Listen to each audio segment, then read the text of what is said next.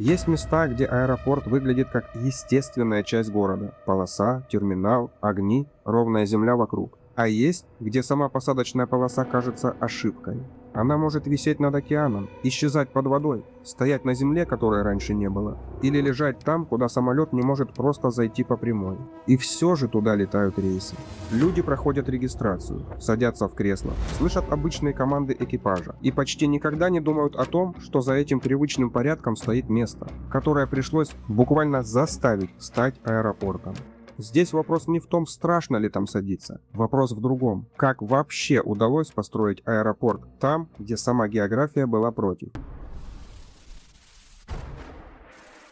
Мадейра не похожа на место, где аэропорт можно просто взять и построить. Остров резко поднимается из Атлантики. Берег быстро заканчивается. За ним сразу начинаются склоны, а ровной земли почти нет. Для туриста это красота. Океан, горы, облака, узкая полоска суши между водой и камнем. Для авиации почти ловушка. Первые десятилетия аэропорт жил с этим компромиссом. Полоса была короткой, около 1600 метров. Самолеты заходили между океаном и горами, пилоты работали с ветром, влажной погодой и сложным рельефом. Пока поток пассажиров был меньше, это еще можно было терпеть. Но остров развивался, рейсов становилось больше, самолеты тяжелее, а запас на ошибку оставался слишком маленьким. 19 ноября 1977 года этот запас закончился. Boeing 727 рейса TAP 425 заходил на посадку в Фуншале. Погода была плохой, полоса мокрой, самолет коснулся земли слишком далеко от начала полосы. Начал торможение, но места уже не хватило. Он выкатился за пределы полосы, сорвался вниз, ударился о мост и загорелся. Из 164 человек на борту погиб 131. После этого Мадейра перестала быть просто сложным аэропортом. Стало ясно, проблема не в одном неудачном заходе. Проблема именно в месте. Полоса была зажата так, что обычные меры уже не решали главный вопрос. Где взять дополнительную длину, если остров ее не дает? Сначала полосу удлинили примерно до 1800 метров. Это помогло, но не сняло проблему полностью.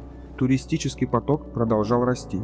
Аэропорту нужно было принимать более крупные самолеты, а вокруг по-прежнему оставались те же горы и тот же океан.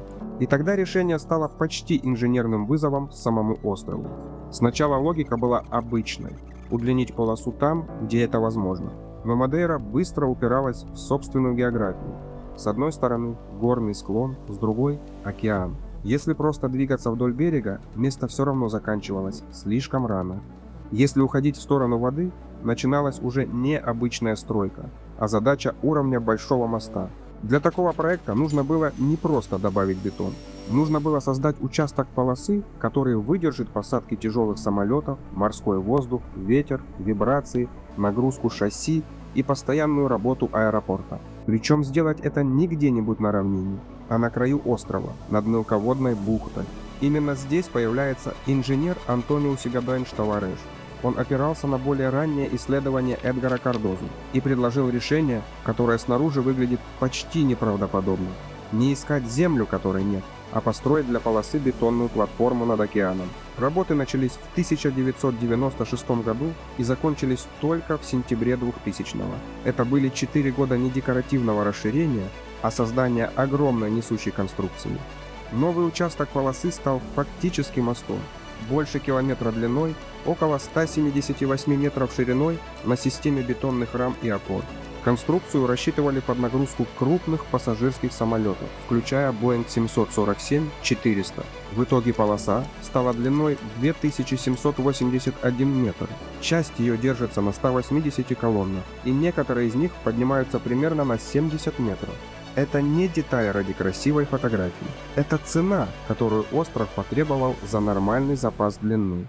И вот здесь Мадейра перестает быть просто сложным аэропортом. Старую проблему не спрятали за красивой инженерной формой. Ее буквально вынесли наружу. Под полосой видно, насколько неестественным было это решение. Самолет касается бетона, а под ним не земля, а колонны, воздух и океан.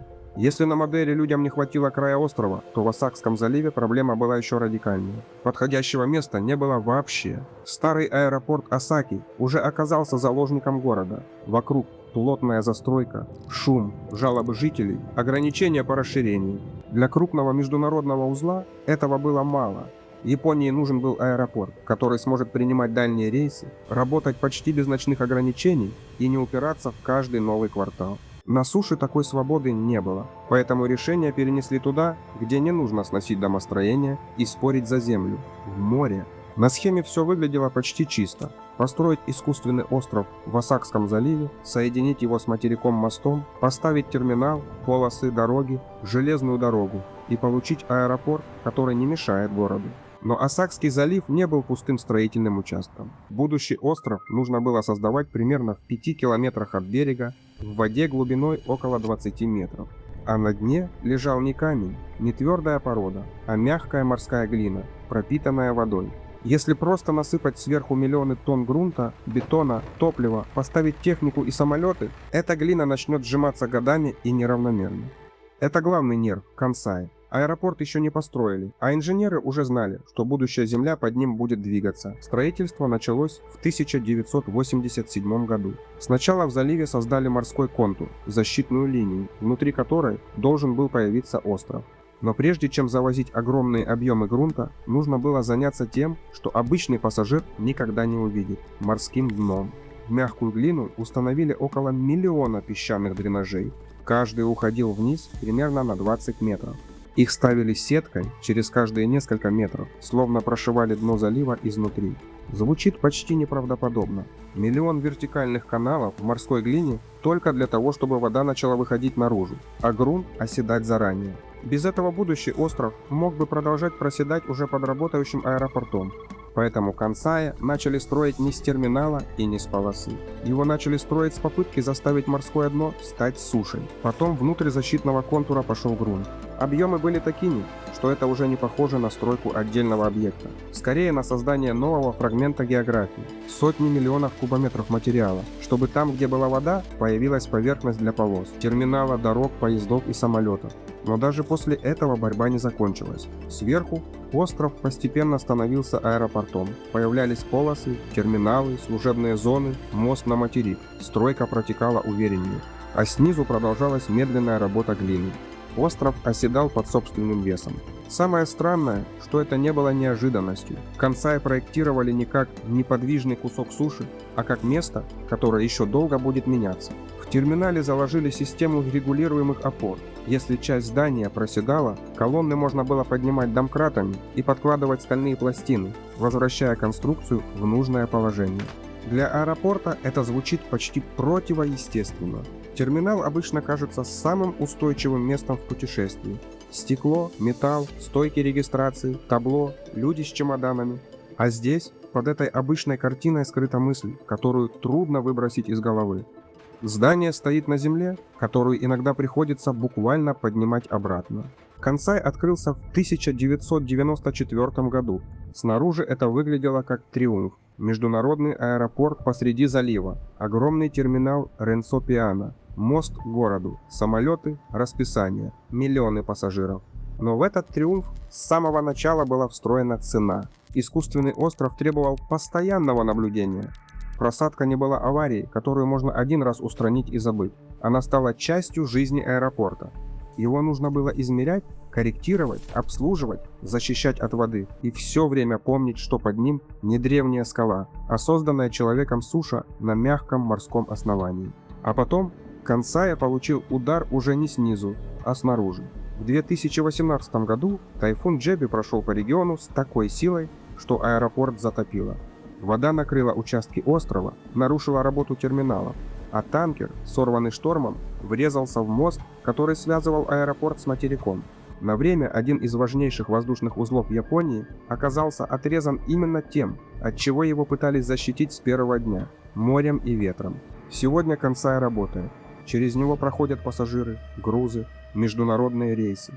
Для человека внутри терминала это обычный аэропорт, регистрация, багаж, посадка, табло, кафе, объявление. Но под этой нормальностью лежит проект, который не закончился в день открытия. Кансай построили не на найденной земле, а на созданной. Сначала прошили дно миллионом дренажей, потом насыпали остров, потом начали поднимать проседающие конструкции. Потом защищали аэропорт от тайфунов и воды. Мадейра показала, как можно вынести полосу за край острова. Кансай показывает следующий уровень. Можно построить остров целиком. Но после этого придется десятилетиями доказывать морю, что эта земля действительно имеет право оставаться аэропортом. Если для Кансая люди создали целый остров в море, то в Гибралтаре ничего подобного не строили. Здесь проблема была проще и одновременно страннее. Аэропорт просто некуда было нормально положить. Гибралтар – это крошечный участок земли у подножия огромной скалы. С одной стороны море, с другой – граница с Испанией. Рядом город, порт, военная инфраструктура, гражданские постройки, дороги и аэропорт. На такой территории каждый свободный метр уже кому-то нужен. И в какой-то момент городская логика столкнулась с авиационной буквально в одной точке. Главная дорога, по которой люди ехали от границы в город, пересекала взлетно-посадочную полосу прямо на одном уровне. Для водителя это выглядело почти абсурдно. Ты едешь по обычной дороге, впереди шлагбаум, и движение останавливается не из-за поезда. Просто через несколько минут по этому же месту должен пройти самолет. Машины стоят, пешеходы ждут. За ограждением пустая полоса. Потом появляется самолет, садится или взлетает, и только после этого дорога снова становится свободной. Это легко воспринимать как туристическую странность, но для Гибралтара это долго было не шоу, а повседневная транспортная система. У территории не было роскоши развести все по разным уровням сразу. Взлетная полоса заняла узкий коридор земли, а город все равно должен был каждый день связываться с границей, аэропортом и своими районами. В этом и есть главный конфликт Гибралтара. Пространства настолько мало, что две системы, которые обычно не должны пересекаться, десятилетиями были вынуждены пользоваться одним и тем же местом. Решение казалось очевидным – убрать машины с полосы. Но очевидным оно было только на словах. В конце 2000-х запустили проект нового доступа. Идея была в том, чтобы провести автомобильный поток не через полосу, а под ней через новый маршрут Kingsway. На бумаге это звучит как обычная развязка. Сделать тоннель, развести самолеты и машины, снять постоянную пробку у шлагбаума. В реальности проект растянулся больше, чем на 10 лет. Контракты, задержки, споры, строительство, проверки, ввод систем безопасности – все это ради того, чтобы решить проблему, которая в другом месте могла бы выглядеть почти бытовой. Только в 2023 году регулярное движение перестало каждый день пересекать взлетно-посадочную полосу. То, что для большого города было бы обычным инфраструктурным улучшением, здесь превратилось в долгую операцию по освобождению нескольких сотен метров пространства. После Гибралтара кажется, что теснее уже некуда. Город, граница, дорога и взлетная полоса в одном коридоре. Но на острове Бара проблема устроена иначе. Здесь аэропорт не делит пространство с дорогой, он делит его с морем. На первый взгляд это место вообще не похоже на аэропорт. Широкий песчаный пляж на северной стороне острова. Мокрый плотный песок, ветер с Атлантики, вода рядом, следы людей на берегу. Когда рейсов нет, сюда могут прийти местные жители, туристы, собиратели моллюсков.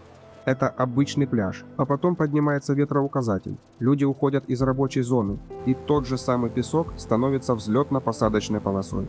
На Баре самолеты садятся не рядом с пляжем и не на специальную бетонную площадку у воды. Они садятся прямо на песок, по расписанию, с пассажирами, как обычный рейс. Именно это и ломает привычную логику. В нормальном аэропорту полоса – самая постоянная часть системы. Терминал могут перестроить, расписание могут поменять, рейс могут задержать, но сама полоса должна быть на месте. На Баре это правило не работает. Здесь полоса существует только в те часы, когда море отступило. Для внешних гибрид авиация – не красивый трюк для туристов. Это связь с большой землей. Больницы, работа, почта, срочные поездки. Люди, которым не всегда подходит паром и не всегда позволяет море. Острову нужен был аэропорт. Но построить классическую бетонную полосу на небольшом острове значит забрать землю, укреплять покрытие, защищаться от воды и создавать инфраструктуру, которая будет спорить с берегом каждый день. Бара пошла другим путем. Она использовала то, что уже было. Огромный приливный пляж с плотным песком, который во время отлива становится достаточно твердым для небольшого самолета. Но у такого решения есть цена. Аэропорт не принадлежит человеку полностью. Его расписание начинается не только с табло рейсов, но и с таблицы приливов. Когда вода уходит, пляж открывается, песок уплотняется и появляется рабочее окно. Когда прилив возвращается, этот же участок снова становится морским берегом. Чтобы аэропорт мог работать при разных направлениях ветра, на пляже размечены 3 направления посадки. Они образуют треугольник, и самолет выбирает заход не по бетонной геометрии, а по условиям берега. Ветер, поверхность песка, вода, видимость, короткий промежуток между приливами. Самая сильная деталь здесь даже не сама посадка на пляж. Сильнее то, как официальная авиация встроилась в место, которое все время меняет состояние. Утром это может быть берег для прогулки. Потом сотрудники проверяют песок, освобождают зону, и на тот же пляж садится рейс из Глазго. Через несколько часов вода возвращает себе пространство, которое только что было аэропортом. Даже ночная логика здесь не совсем аэропортовая. Для редких экстренных посадок полосу могут обозначать фарами машин и отражающими полосами. В другом месте это выглядело бы как временная импровизация. На баре это продолжение главной идеи. Аэропорт здесь построен не поверх природы, а внутри ее расписания. Бара не поражает размерами. Она поражает тем, что аэропорт здесь не здание и не бетонная конструкция, а временное состояние пляжа. А дальше будет место, где полоса уже не исчезает под водой. Она всегда на месте. Просто самой земли там настолько мало, что аэропорт превращается в короткую бетонную дистанцию между первым касанием колес и краем острова. Саба долго выглядела как остров, которому авиация просто не положена. Это не плоский карибский курорт с широкой береговой полосой. Это вулканический остров, где земля почти сразу уходит вверх.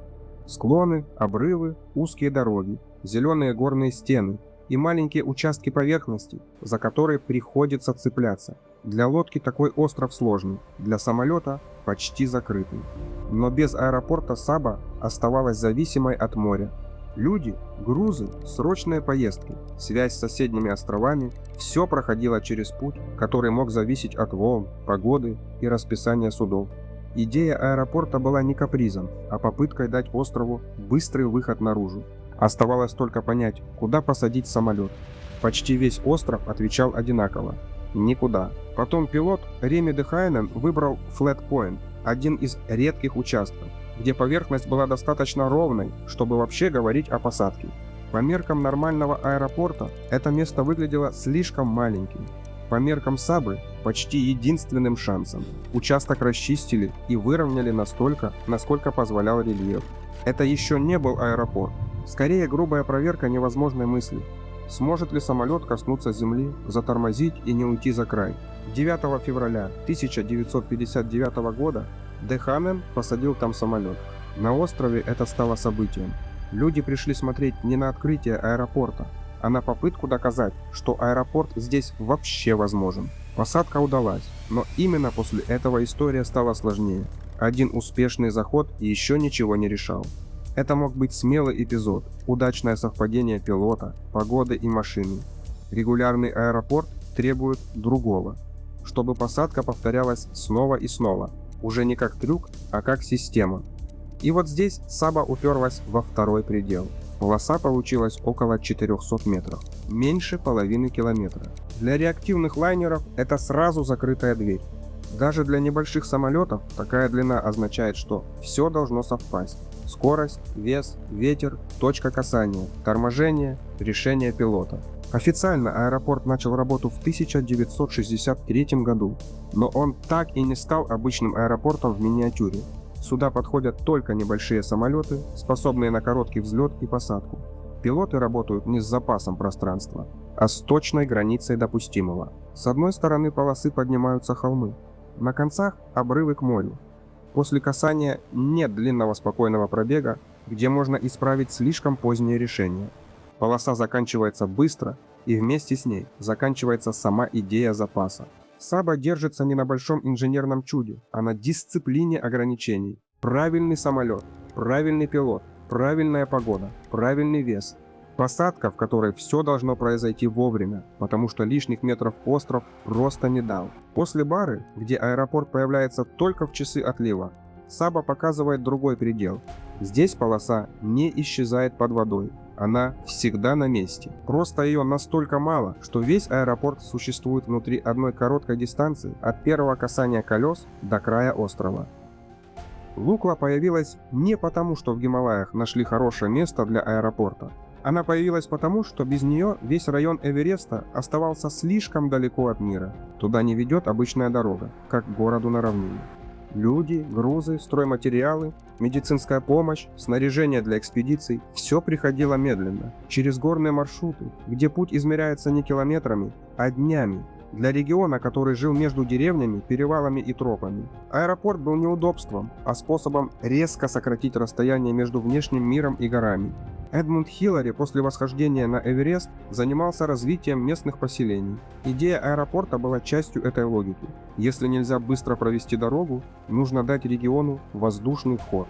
Но когда дело дошло до земли, Гималаи почти сразу закрыли нормальные варианты. Хиллари хотел строить полосу на более ровном сельскохозяйственном участке.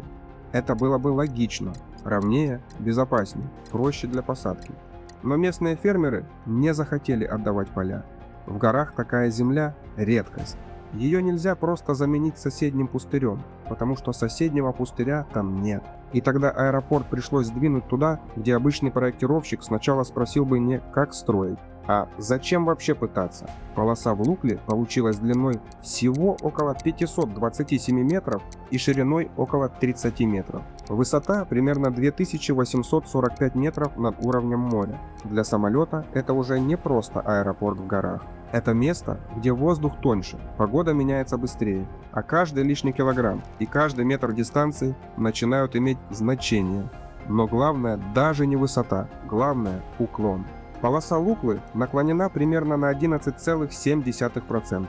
Для обычного пассажира это может звучать как сухая цифра, но по ощущениям это уже не просто ровная дорога. Это заметный подъем, который в аэропорту выглядит почти неправильным. Самолеты садятся вверх по склону, чтобы гора помогала тормозить. Взлетают вниз по склону, чтобы наклон помог набрать скорость. То есть проблему не убрали. Ее превратили в инструмент. В другом месте такой уклон старались бы сгладить. В Лукле он стал частью механики аэропорта. Гора не отступила, ее просто включили в расчет. Но за это решение пришлось заплатить очень узким коридором ошибок. В равнинном аэропорту пилот может уйти на второй круг, если заход не складывается. В Лукле на коротком финальном участке рельеф почти не оставляет привычного сценария «попробовать еще раз». Самолет входит в пространство, где решение должно быть принято раньше, чем вариантов станет слишком мало. Поэтому Лукла работает не за счет одной наклонной полосы. Она держится на целой системе ограничений. Туда летают небольшие самолеты короткого взлета и посадки Twin Otter, Dornier 228, Led L 410. Полеты завязаны на визуальные условия. Если облака закрывают рельеф, направление перестает быть рабочим. Рейсы стараются выполнять утром, пока ветер и облачность еще не сделали долину сложнее. Пилот туда попадает не просто потому, что умеет управлять самолетом. Нужны опыт коротких взлетов и посадок, работа в Непале и отдельная подготовка на этом маршруте. Лукла нужна региону, но от этого она не становится удобной.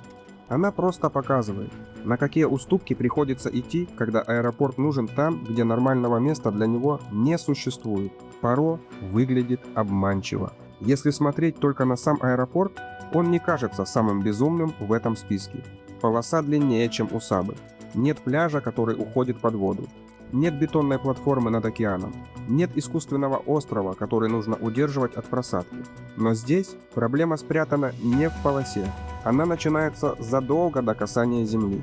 Обычно посадка устроена так, чтобы самолет как можно раньше вышел на понятную прямую перед полосой. Для пассажира это выглядит спокойно. Снижение, выравнивание, полоса впереди, несколько последних секунд и касание. В Паро такой простой прямой почти нет. Самолет должен войти в Гималайскую долину, пройти между склонами, повернуть в ограниченном пространстве и только после этого оказаться там, где посадка вообще становится возможной. Для обычного земного сравнения это похоже не на подъезд к парковке, а на попытку завести большой автобус во двор через горный серпантин, где каждый поворот заранее задан стенами вокруг. Только здесь вместо автобуса пассажирский самолет. а вместо стен – склоны, которые нельзя сдвинуть ни на метр. Почему аэропорт вообще оказался в таком месте? Потому что Бутан почти не оставляет простых вариантов. Это горная страна с узкими долинами и небольшим количеством подходящих равнин. Но связь с внешним миром нужна ей так же, как любой другой стране. Туризм, дипломатия, медицина, грузы. Люди, которые должны прилетать и улетать не через месяцы сухопутных сложностей, а через нормальный воздушный маршрут. Поро стал главным воздушным входом в Бутан не потому, что это идеальное место для авиации. Скорее потому, что среди гор нужно было найти хотя бы один коридор, где самолет сможет пройти к полосе. Бетонную полосу построить можно. Гораздо сложнее сделать так, чтобы к ней можно было безопасно подойти. Поро лежит на высоте больше 2 километров. Горы вокруг поднимаются намного выше аэропорта. Полеты туда выполняются днем и при визуальных условиях, потому что пилоту нужно видеть не только саму полосу, но и долину, рельеф, ориентиры, повороты. Если облака закрывают склоны, проблема не в красивом виде из иллюминатора. Проблема в том, что маршрут перестает читаться. Именно поэтому к таким рейсам нельзя относиться как к обычной строке в расписании. Пилот должен знать заход, пройти специальную подготовку, понимать местность и вести самолет через долину не как по абстрактной линии на приборе, а как по реальному пространству, где каждый склон имеет значение. В Мадейре инженеры достроили полосу за край острова. В Кансае сначала создали землю. В Лукле использовали склон как часть взлета и посадки. В Поро главный инженерный объект почти не виден. Это не бетон, не колонны и не искусственный остров. Это маршрут в воздухе. Пассажир видит обычный салон, ремни, экипаж, снижение. Но за иллюминатором самолет уже не просто летит к аэропорту. Он проходит к нему через рельеф, который сам решает, откуда можно зайти, где повернуть и когда появится полоса. Поро завершает эту цепочку именно поэтому. Здесь аэропорт вроде бы построен. Полоса есть, терминал есть, рейсы есть. Но вся нормальность начинается только после посадки. До нее остается вопрос, который каждый раз решается заново. Пустят ли горы самолет к этой полосе сегодня? После таких аэропортов посадочная полоса уже не кажется просто бетоном с огнями. Она больше похожа на тонкий шов, которым человек пытается пришить авиацию к месту, которое не собиралось ее принимать. Возможно, такие места не доказывают победу человека над географией. Скорее наоборот. Они напоминают, что география никуда не исчезает. Ее можно обойти, укрепить, просчитать, временно удержать, но нельзя полностью отменить. Какой аэропорт из этого выпуска кажется вам самым невозможным и почему?